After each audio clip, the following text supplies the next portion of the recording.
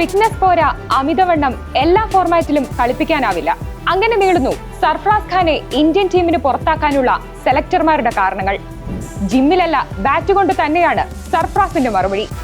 ആഭ്യന്തര ക്രിക്കറ്റിൽ സെയ്ദ് മുഷ്താഖ് അലി, വിജയ് ഹസാരെ, രഞ്ജി ട്രോഫി എന്നിങ്ങനെ 3 ഫോർമാറ്റുകളിലും സെഞ്ചുറികൾ.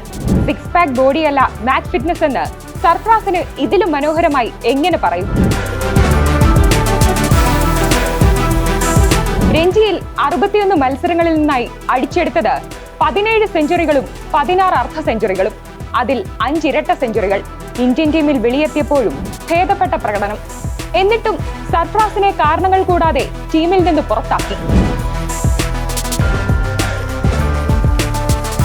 ഫിറ്റ്നസിന്റെ കാര്യത്തിൽ സർഫറാസിന് മുൻപേ പഴികേൾക്കുന്ന ആളാണ് രോഹിത് ശർമ്മ. കാഴ്ചയിൽ ഫിറ്റല്ലെന്നാണ് പലരുടെയും വിമർശനം.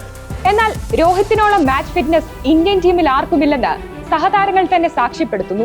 ഏകദിനത്തിലെ എണ്ണം പറഞ്ഞ ഇരട്ട സെഞ്ചുറികൾ അതിനുള്ള തെളിവാണ്. സമാനമാണ് സർഫറാസിന്റെയും കരിയർ.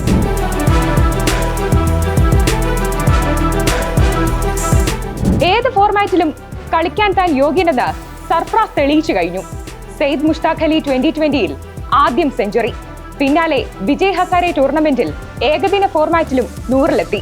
ഇപ്പോൾ രഞ്ജിയിൽ ഹൈദരാബാദിനെതിരെ മിന്നും ഇരട്ട സെഞ്ചുറി. ഇനിയെങ്കിലും ഇന്ത്യൻ ടീമിന്റെ വാതിൽ സർഫറാസിന് മുന്നിൽ തുറക്കുമോ? ഈ വർഷം 8 ടെസ്റ്റ് മത്സരങ്ങളാണ് ഏഷ്യയിൽ ഇന്ത്യക്കുള്ളത്. അതിൽ സർഫറാസിന് അവസരമുണ്ടാകുമെന്ന് യാതൊരുവിധ ഉറപ്പുമില്ല.